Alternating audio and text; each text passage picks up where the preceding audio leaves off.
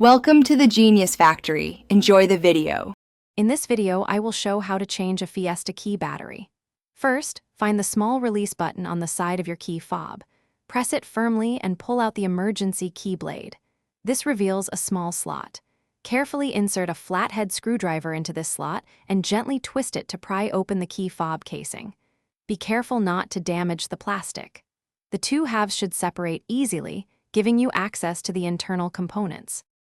Once the key fob is open, you'll see the small, round battery. It's usually a CR2032 coin cell battery. Take note of its orientation, specifically which side is facing up.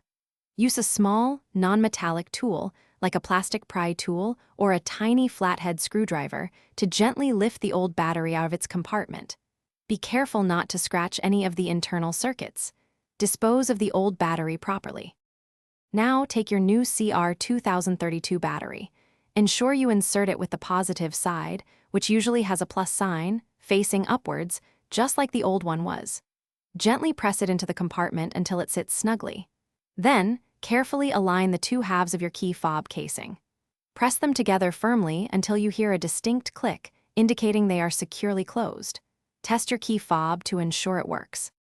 After reassembling, test all the functions of your key fob, including locking, unlocking, and any trunk release buttons, to confirm everything works correctly. If you encounter any issues, double-check the battery's orientation. For optimal performance, it's a good idea to replace your key fob battery every 2 to 3 years, or when you notice a decrease in range.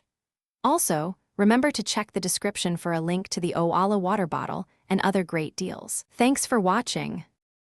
Thanks for watching. If you found this helpful, don't forget to like and subscribe.